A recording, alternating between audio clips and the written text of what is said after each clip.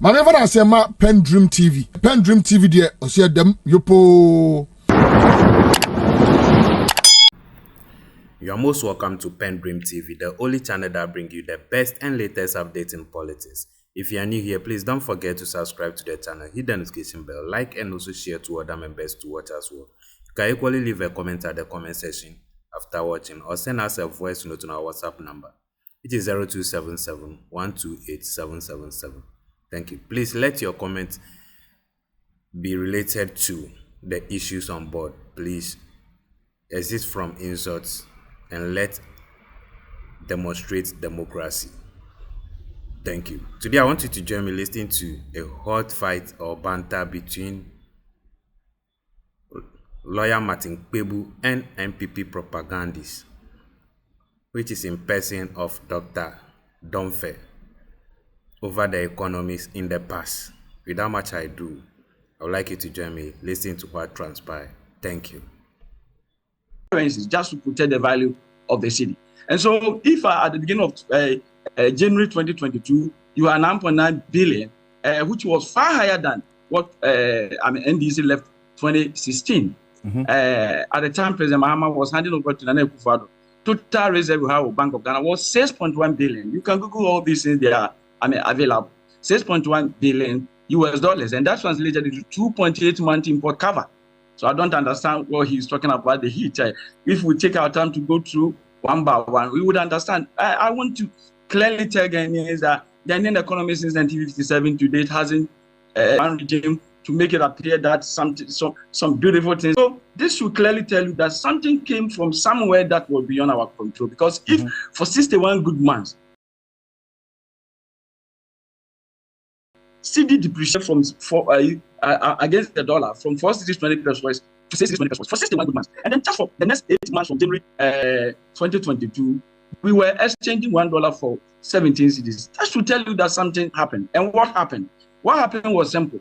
At that time, during that year, I think the following year, let's talk about February. Sorry, the following month to the January. February 2022 was when Putin entered Ukraine, and that was the first time President Mahama's inflation left 15.4, and then Akufo-Addo's inflation became higher than President Mahama's inflation. Indeed. And let me also tell you that that current inflation is never 54. 54 happened December 2022, and it happened for a reason. When Akufo-Addo took over from President Mahama, and inflation was 15.4. It came down, it dropped down to 7.6 by September 2019, and that was the lowest since March 2019. BOG. If you look at the BOG, you can check all these things from BOG. So inflation was around 7%, and COVID came from nowhere. We also we can't underestimate the adverse impact of COVID on our economy, and so by the beginning of 2022, that's January 2022, inflation was even 13.6, which was less than the 15.4 Nana Akufo-Addo inherited. But February, inflation hit 15.7, and that was the first month. This is the second month of Nana Akufo-Addo's regime, was when his inflation level of inflation became higher than President Mahama. And we also saw what happened to the global market. Please let me just land on this. So we also saw what happened on the global market during this period. Global oil, a barrel was being sold for $72, quickly moved to $121 dollars on the global market. That meant that the BDCs would have to go and buy it at that exorbitant price, and you don't expect them to come and sell it here. Cheaply. And so what happened then was that oil prices went up. Notwithstanding, free charges went up by 300%, and then Nana Akufo-Addo doesn't control free charge. Shipping lines. How much they should charge. Notwithstanding, Germany experienced the highest inflation in 70 years. US experienced the highest inflation in 40 years. UK experienced the highest inflation almost everywhere in the world. And so if you were buying something at $1, you will go and buy the same quantity of goods, and you have to pay about $2. And so if you sum all those up together, clearly there was pressure on the Bank of Ghana. So the 9.9 billion reserve that we had, Bank of Ghana had to intervene in the market. They supply And by August, $1 was going for 8 cedis and 20 pesos. No, the next 3 months, when we had almost exhausted all that we had, that was when we felt the heat. And this one, no government. I mean, I want solution. Those who are there talking, I want one of them to tell me what alternative that as a country we could have done at that time to address the situation, so that, I mean, inflation shouldn't have gone to the 54% it was, or CD shouldn't have depreciated to 17 cedis per dollar and it was. There was no solution. And that tells you how weak our economy has been. The shock absorbers have been very weak. So until we appreciate this fundamental situation of our economy, and always we want to just pick and choose and say things that are mostly factually incorrect, we may not help ourselves. So, Dr. Donfe, so you're asking a question about, at the time, the kind of economic situation that we faced, the Akufo-Addo administration was faced with. You want solutions. What could have been done differently from what the Akufo-Addo administration did at the time? So what? Let me make it clearer. Okay. Let me make it clearer. I'm saying that at the beginning of the year, our total reserves were 9.9 billion with Bank of Ghana. Yes, so we had enough buffer. We have enough buffer to protect the city. Far higher than what President Mahama left, 6.1 billion. Okay? And then in course of the year, demand for dollar became so high because of the increases in prices of goods and imported goods. Yes. And so people who would have... No, let me land. I just wanted that particular point. So you're saying that what could have been done differently. So it's a question that you asked the guest in the studio. That's a quick one. Were you here in 2016? On what basis is Akufo-Addo win the elections? He said to transform the Gettysburg economy. Transform the Gettysburg economy. When did COVID hit? By the time COVID hit, we had gone over 36 months. What had the Akufo-Addo done about importation of rice? What had the Akufo-Addo done about importation of poultry, tomatoes, vegetable oil, etc.? So what excuse is that? So we're like the handmaiden that didn't take extra oil. We were like the handmaiden that didn't take extra oil. So please, you cannot rely on COVID as an excuse. You had over 36 months, and I had heard you over and over supporting Akufo-Addo when he didn't even deliver on the promises. So please, stop these excuses. Stop. It will get you nowhere. Okay, hold on. No, let Dr. Donfe. Yes, Dr. Donfe. Yeah, Alfred, I want to put it to my friend Mr. Kpebu that economic development or economic management is not, it's not an event. It is a process. Yes, that's what did you do? Let me land. That's 3 years. Hold on. Please. During the 3 years, a lot were done. Go and Google and you will find impact. Hold on. Impact. Please. I mean, don't. During the process. So the whole thing was that please, I'm coming. Right. Let us work on the rare sector. Let's improve the rare sector, manufacturing and agriculture. And if you go to the manufacturing and agriculture, in fact, the manufacturing, as we speak, we have 6 car assembly plants in Ghana with a capacity to produce 120,000 cars within a year. All these things were done to reduce import. Let me come. Rice factories were built. By the year 2022, our rice sufficiency ratio has reached 49%, the highest ever in our history. And you will realize that some rice factories were built, illegal. So many, about 5 of them. I'm sure that because you make reference to nothing was done. Okay, because you are making a point. Let me also, Dr. Donfe, you make reference continuously to the COVID impact, which I don't think anybody would underestimate, but cannot also be used as the only reason why we are where we are, or we were where we were at the time, and what we are coming out of. Because you are aware that the IMF itself, prior to COVID, in fact, in the 2020 review report, which I know you have seen, they had already indicated some existing vulnerabilities even before the COVID hit. Yeah. So why don't we separate those issues instead of boxing them together to make it look as though it was just about the impact of COVID-19, and that is what eroded all the gains that the Akufo-Addo administration had made in managing the economy. Can you acknowledge that? Yeah, Alfred, quickly, and that is one of the things that makes me very happy when I'm in class teaching economics. You know, sometimes when we hear one thing, we try to, you know, make it appear as if it is happening to everything. The most important economic indicator that we use to measure whether or not an economy is doing well is growth. And Nana Akufo-Addo picked the economy growing at 3.4% from John Dramani Mahama.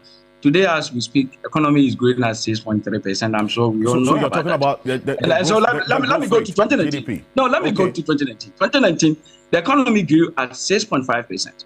The real sector performance was one of the best. Agricultural sector grew this so well, manufacturing, those traditional sectors that protect the poor, they all did very well. If you pick the budget and read it. But there was a problem. The problem with 2019 was the debt.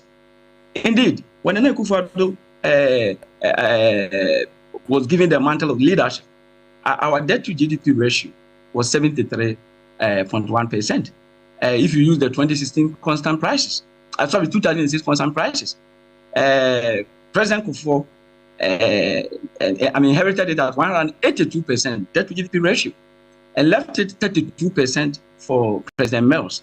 But at the 32, it increased to 73.1% at the time Nana Akufo-Addo came to power. 2019, for the first time, so Ghanaian economy had been in debt crisis for 3 continuous years. That was 2014, 2015, 2016.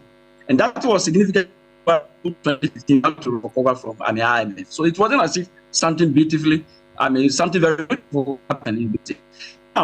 No, so are you saying that so I'm explaining the heat. Please. Are you saying that so up until 2019, the Akufo-Addo administration had not done anything in contributing to the debt hole that's what I'm saying. Please. Yeah, so the debt thing that IMF talked about, and IMF concern was about the debt. And I'm saying that if you use 2006 constant prices, Akufo left debt to GDP ratio at 32. It hit 71. The moment you are debt to GDP ratio, it hits 71. If you use West African Monetary Institute's threshold, it doesn't have to go beyond 70%. So the moment you hit 70%, you are in debt crisis. And IMF pushes at 60. And so if you use that, then we were in debt crisis many years. But then 24, if you use the WAMI, we were in debt crisis 2014, 2015, 2016. 2016, our debt to GDP ratio fell to 68.9%. So we were out of crisis if you were to use the WAMI threshold. But 2018, with the economy was rebased, it became 24.2% bigger. And as for that matter, our debt to GDP ratio, that would have been 73.1. President Mahama left it, became 56. So when it is 56, it means that you were out of danger. By 2019, it has gone up to 62.5. So as far as IMF was concerned, you moved beyond their minimum threshold. You were doing 62.5, and therefore you were in debt crisis. But since we used the WAMI, and that's what we use, the 70% threshold, we have not gotten to that. And so 2019, we were not in debt crisis. But 2020, after the COVID, we moved from 62 to 76.1%, and that plunged us to serious debt, crisis. Right. And so sometimes when you hear IMF said this, it cannot be just about COVID. It cannot be. Not at all. Not at all. Our economy, anybody who says that the reason why Ghanaian economy is not doing well is COVID and then Russia Putin, whatever, then the person is not trying to be truthful. Okay. Since 1957, our economy has never been robust. There are so many things that we needed to have done right that we didn't do.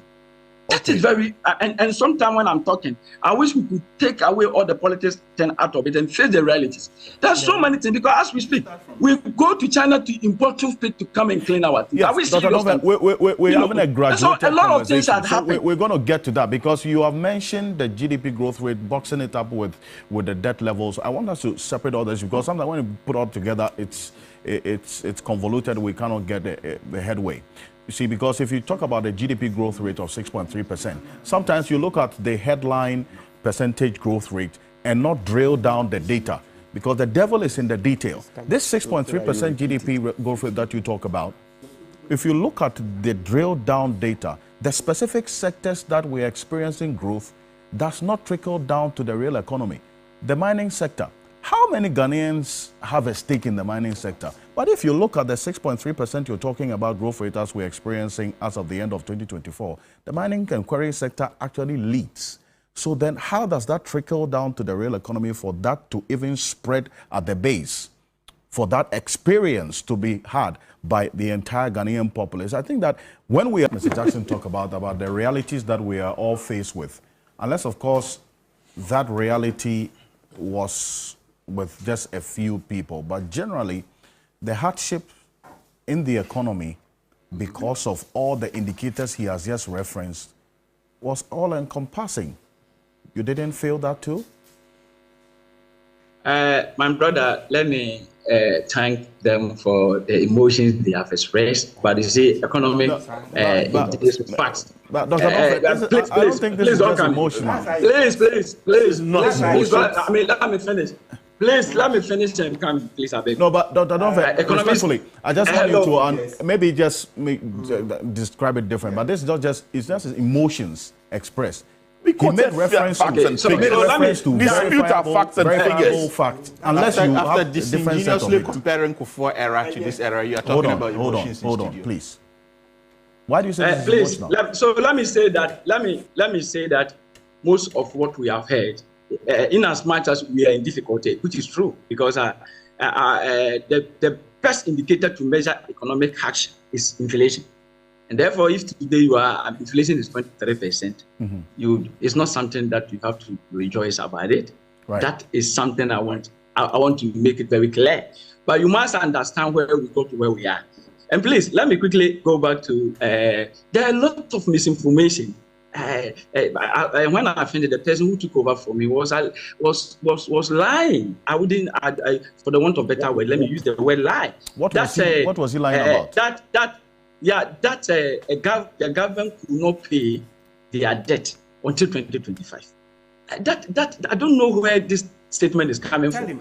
Let me quickly say that. Okay. Let me quickly. Please. Make your point. Please. Go ahead.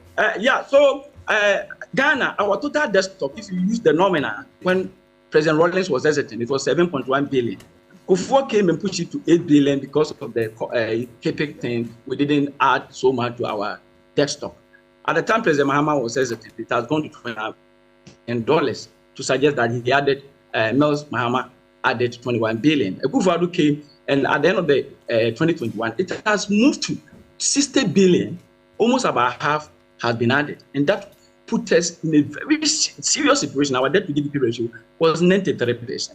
And so right away, and because of what has happened, and IMF and all the other international financial institutions are giving concession for economies that were in trouble to come to them for help. And indeed, if you look our right, Togo, our left, right, Togo went, Cote d'Ivoire went, so many countries. In fact, there has never been any history, any year in the history of the world that so many countries have to run to an IMF for assistance. And so we also went there. That is true. Now, when we went there, one of the things was that we have to negotiate our debt. We have 4 strands of the debt. So you can talk about the multilateral, that is the debt to international financial institutions like IMF and World Bank and those other things. That was exempted. But the commercial, the Eurobond, we were owing 13.1 billion through the debt negotiations. They canceled $4.7 billion. Then the bilateral, we worked on that. And then the domestic one that became a problem. We worked on that. Today, as I speak with you, our total desktop that was 60 billion had dropped significantly to $44 billion. And that is to tell you that that effort, even though it brought some hardship, especially to the bondholders, it wasn't bad. But I want to educate the person who was saying let me use the word educate. No, I'm coming. If you say it wasn't bad, what do you mean? No, so I'm saying that currently our debt that was 60 billion at the end of 2021 had dropped significantly to 44 billion. And so the space is now better. But let me educate the public. That's why I wanted to correct that impression there, because if you say it wasn't bad, look, unless maybe what is not bad? What did I say is not bad? No, you were saying we just heard you that even though the DDEP was conducted and it has reduced our debt from 60 to 44 billion, it wasn't bad. And I'm telling you that... No, I'm saying that... No, listen. Alfred, let me explain it well. I'm saying that as far as the debt situation is, it has helped Ghana's debt situation to be better now. That doesn't mean that the individual didn't suffer. So to the individual... Yes, that's the acknowledgement that I wanted us to... Because you missed that. Yeah, so that's why...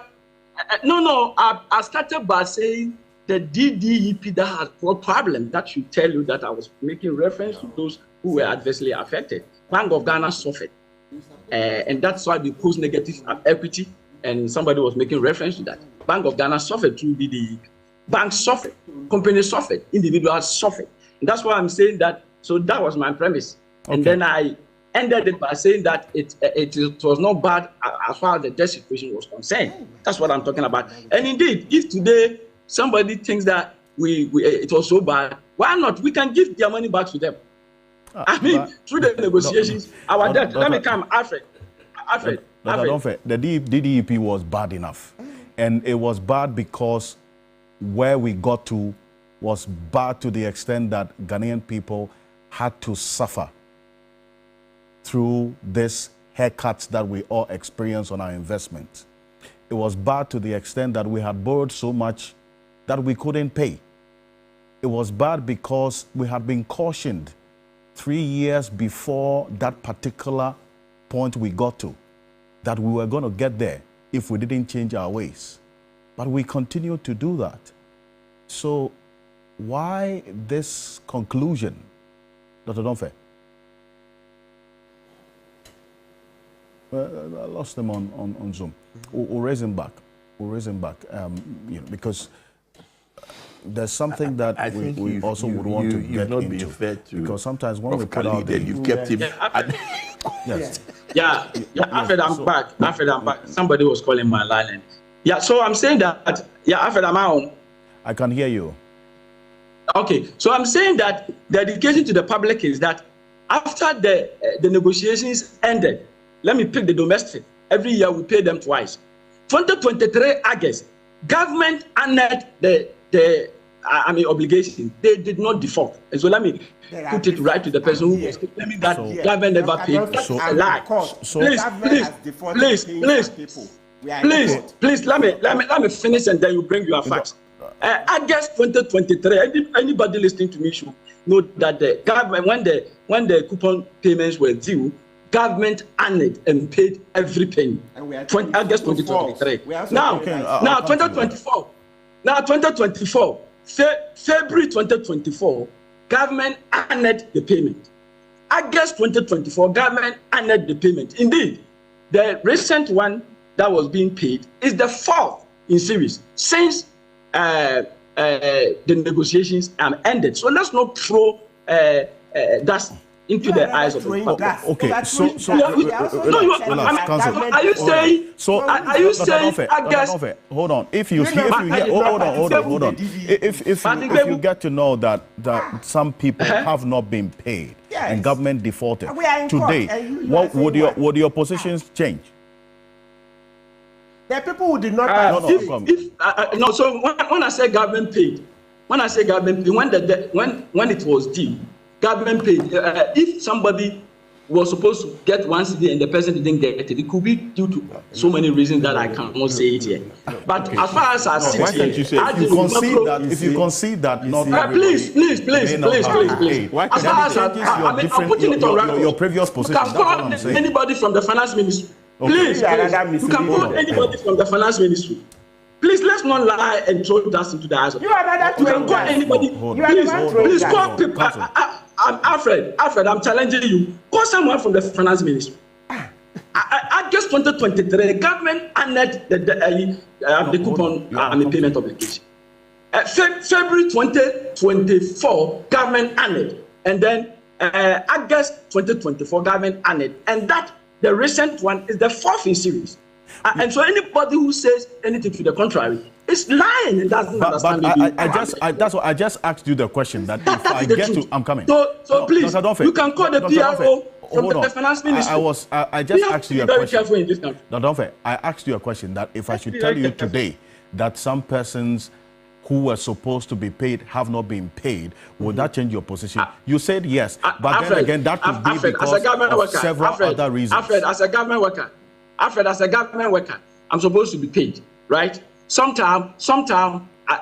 months before you could say that the month has ended and you are is not being paid. You cannot use your case to say that government has not paid a salary. It is possible that what you are saying happened. But it's possible that does not mean yes. We are not talking about government and thank you. So I want to commercial bond. I'm coming. Thank you.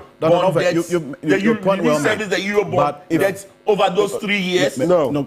I want you to make that point again because you weren't heard. But if Dr. Donfe, you say that the fact that one or two persons haven't been paid cannot be used as an issue. It is an issue, especially because if you say that No, Alfred, I'm not saying that. Alfred, I'm not saying it is not an issue. Alfred, I'm saying that it is possible that an individual may not receive, individual bondholder may not receive his coupon payment. It is possible. And that does not mean that government did not honor, because generally, government... But if government honored, the person should have received. And that's why I'm saying that there could be so many reasons. I cited myself an example that some of my colleagues on campus, sometimes, for one reason or the other, their salaries don't come.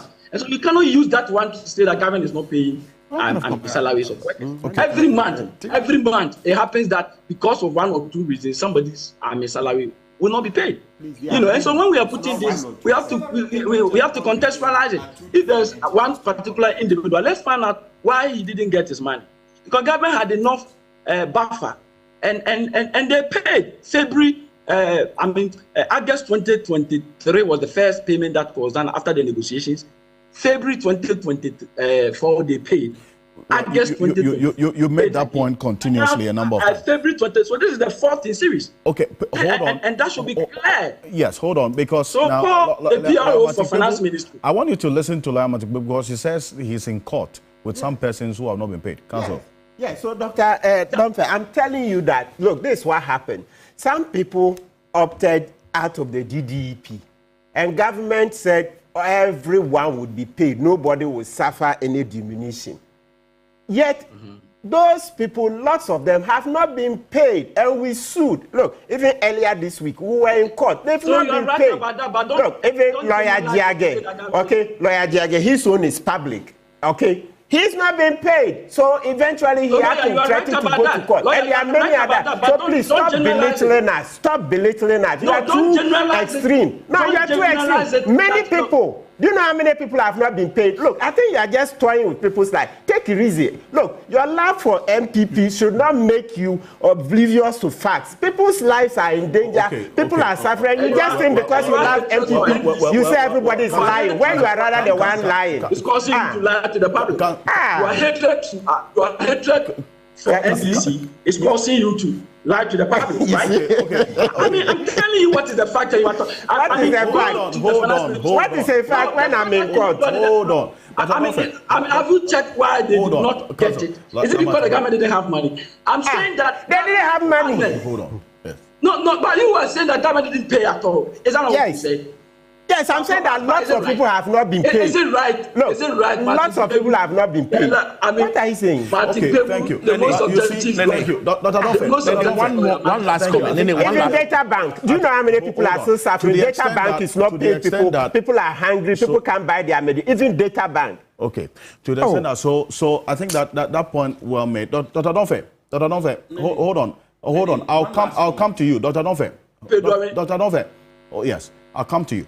You wanted to know whether some persons have not been paid. Yes, that's a reason why they are in court. And you have a lawyer here who is representing them in court. indicating that I just wanted to underscore that, and then I'll come back to you, Mr. Jackson. Yes. What about the commercial bond holders, the Euro bond holders? Were they also paid? No. And were some paid and some not paid? No. Everybody was not paid. Ignorance. Hey. Let's not speak out ignorance. How can that be ignorance? How can that be ignorance? When you yourself the commercial use hash words. That's how you talk. Why is it quick to use hash words? That's how you talk. And the commercial. That's how you talk. Academics don't do that. Dr. Donfe. Dr. Donfe. Master, let's not belittle the discussion. No, you are belittling the using hash words. Hold on, Dr. Donfe. The commercial bondholders, government of Ghana has negotiated with them. No, before the negotiation, you didn't pay. Hold on. Jesus Christ. Dr. Donfe. Dr. Donfe. I think that if you, Dr. Donfe, hold on.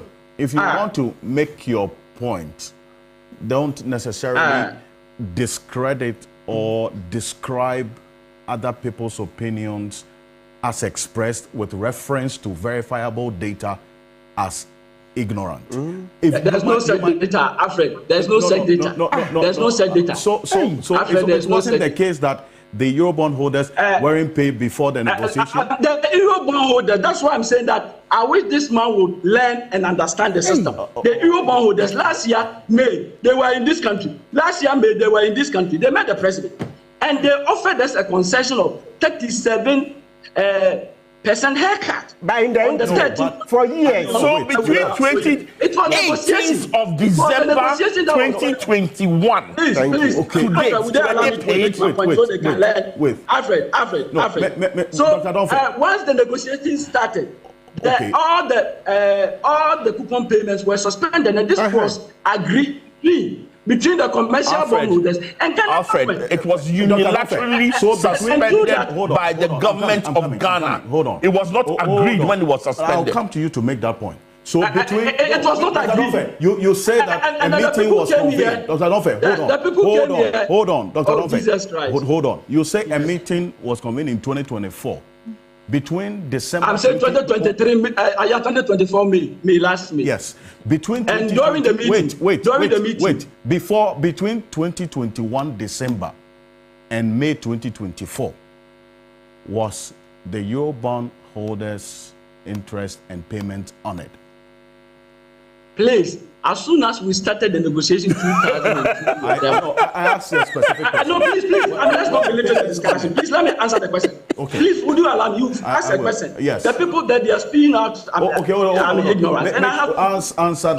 Please, I'm saying ignorant. It's not fair. Please. The year 2022, when the negotiations started, the agreement between Ghana government and Eurobond holders was that the coupon payments will be suspended, and they agreed. Please, it's not only to Ghana. If you look at the official, in fact, they set up a whole committee to do this, not only for Ghana, right? 2023, IMF and World Bank annual meeting. I was invited there.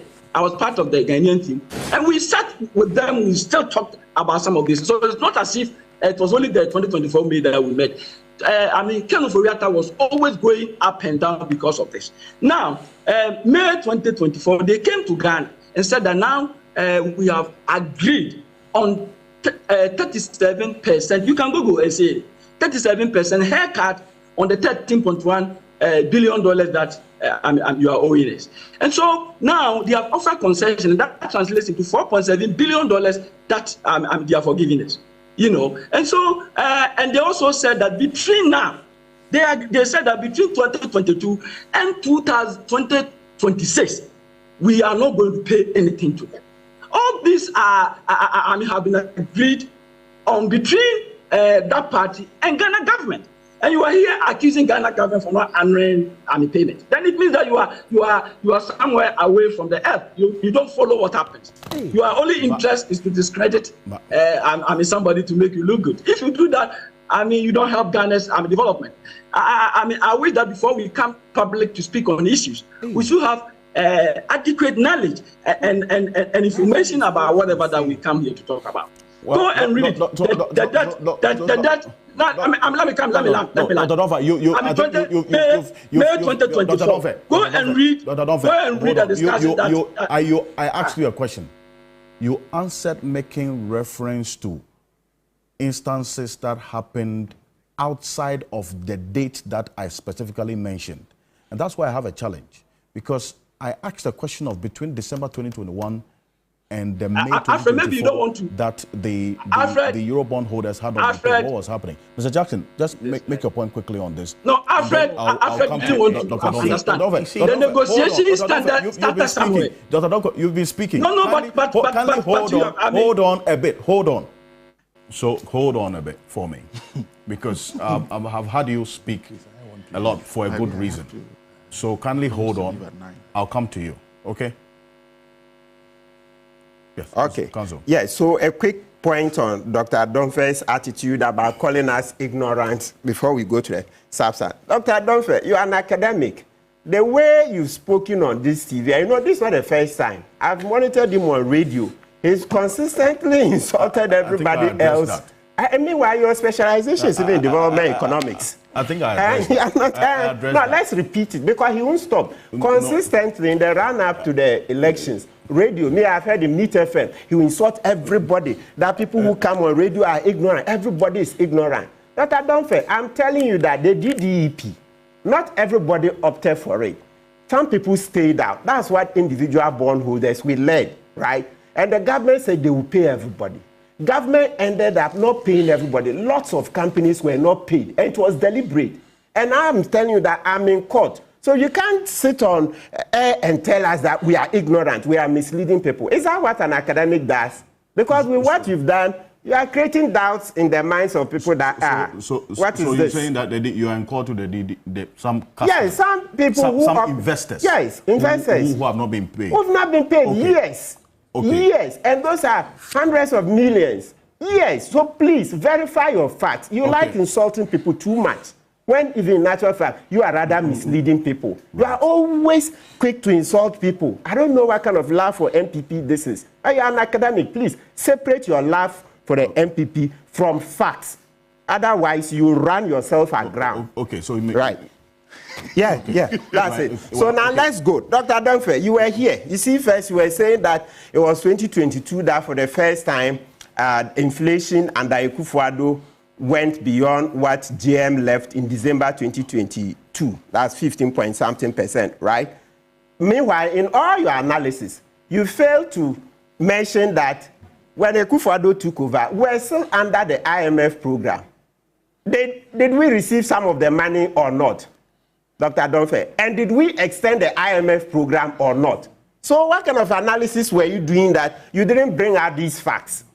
What kind of analysis, Dr. Adonfe, were you doing on the economy that you didn't acknowledge that when Akufo-Addo took over, Ghana was under an IMF economy? And number two, that Akufo-Addo's administration extended the IMF program. What kind of analysis were you doing? Will your analysis stand any scrutiny when you don't acknowledge that this is an IMF economy, and you would rather say Akufo-Addo's economy, when you knew that this economy was under the IMF? So you see that you did selective analysis and rather you were quick to insult people. Please, this won't lead you anywhere. And then you forget that at the time Akufo-Addo was leaving, we were also still under IMF. From analysis so far, they said this is the first time that a president has come in under an IMF program and leaves still under an IMF program. Let the people check. Maybe if so far that fact is wrong. But so far, that's what people have said. And I also, from my residual memory, seem to agree. You see, so these are not things you toy with.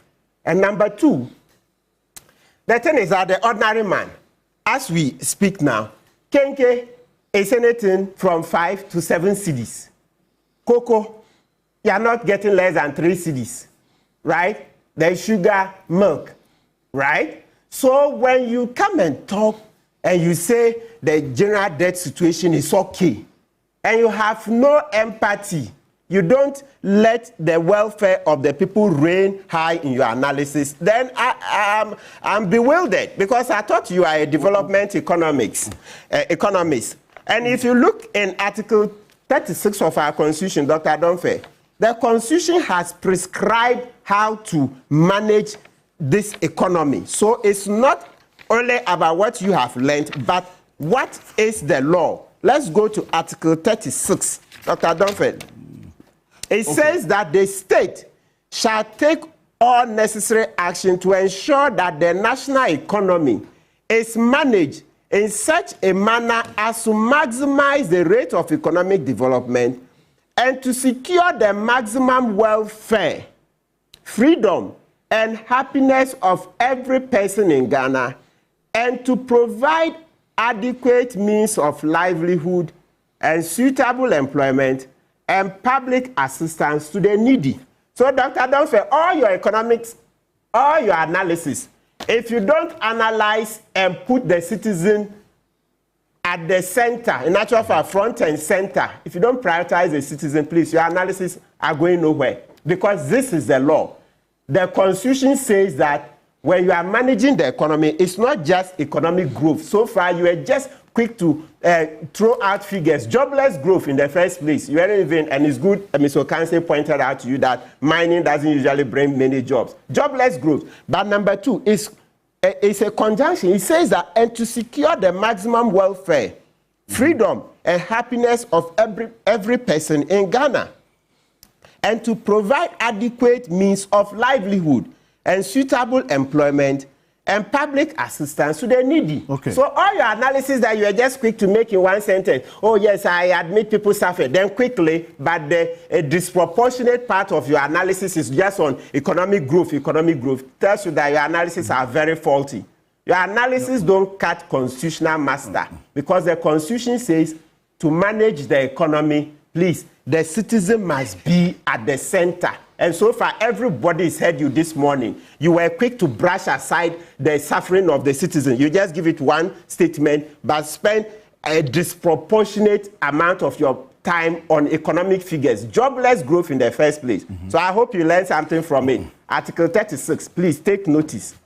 Okay, well, Dr. Donfe, so I'll come back to you on this particular point about how the economic situation impacted the Ghanaian, because I asked that question earlier.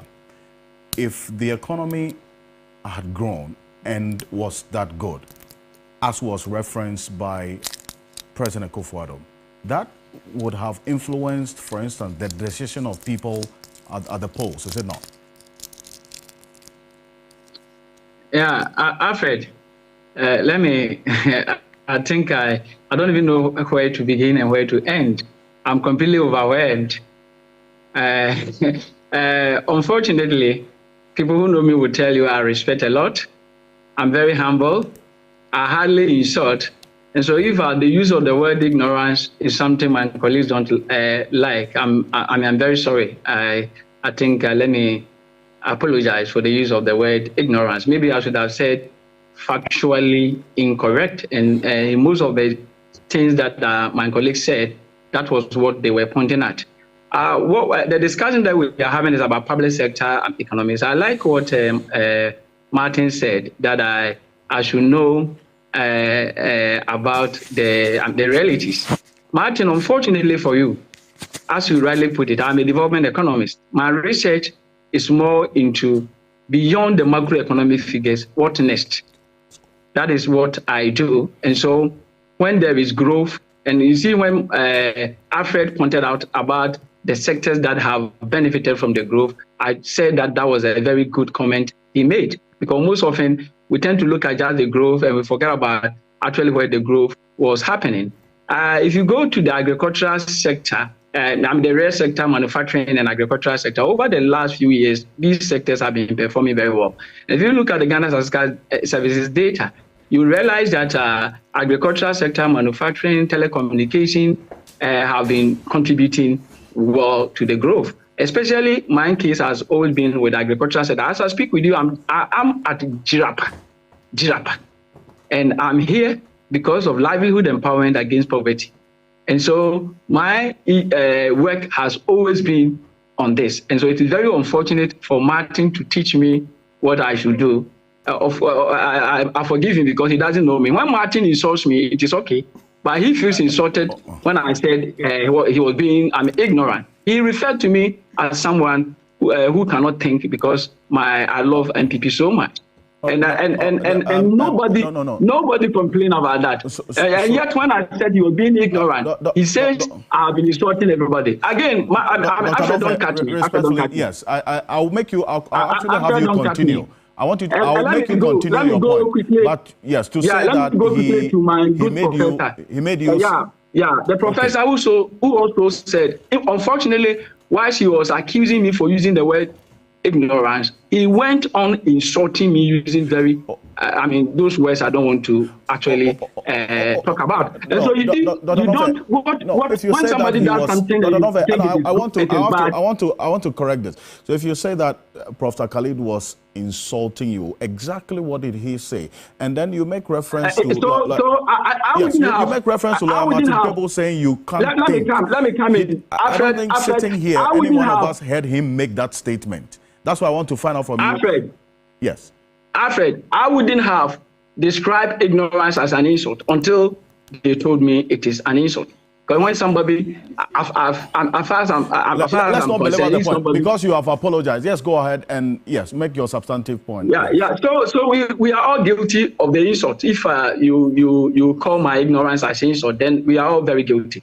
Alfred, so the point you were making is really very important. If you pick the sectors, the growth, the so-called 6.3% growth rate. If you pick the sectors, then you see agricultural sector doing very well. Of course, last year, crop sector didn't do so well. And for the past 2 years, cocoa sector has also not been performing. When we talk about agricultural sector, we are looking at so many things, crop production, livestock, we are looking at cocoa, yes, and all those others. And so cocoa, yes, hasn't been doing so well at all. Yeah, but the crop production, except last year where the rainfall pattern wasn't so good, has been doing very well. If you look at the last few years, the crop sector has been doing well. And this is where the poor are. And so I have been describing the growth that we have been experiencing in recent years as pro-poor, because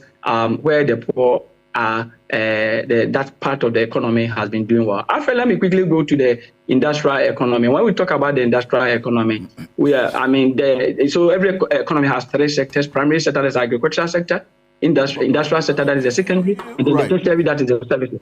If you pick the industry, we have construction, we have water production, we have electricity, we have manufacturing, and all the others. Alfred, you were making reference to construction. Yes, construction, government has not done so well, and this is over the years, not only the last few years. Payment of contractors, it has been very poor, and some of us have always been talking about it. Yeah, but what the Ghanaian contractors do is not the only thing we describe as construction. If Jodonfe is able to put up a house, I agree. I don't think I contested that point. I was quite clear. I was quite clear in doing that distinction. That if we talk about the construction sector growing, to the extent that yes, the construction sector contributed to the 6.3 growth rate, and it has to trickle down and reflect in the real economy. If Ghanaian contractors have not been paid, that growth of 6.3% contributed by the construction sector cannot be testified to by Ghanaian contractors who are owed almost 35 billion cedis. That's what I'm saying. That's the reality they are faced with. No, you are very right. And then the tertiary sector as well, telecommunication has been doing very well. Unfortunately, the capital for that sector is mostly foreign owned, but then a lot of people are affected. Where I am now at Jirapa, you see the Momo and all those people involved with this particular sector. And so telecommunications sector, and of course the trading, a lot of Ghanaians are involved with trading, and today I think the highest proportion of Ghanaian labor force are engaged in trading.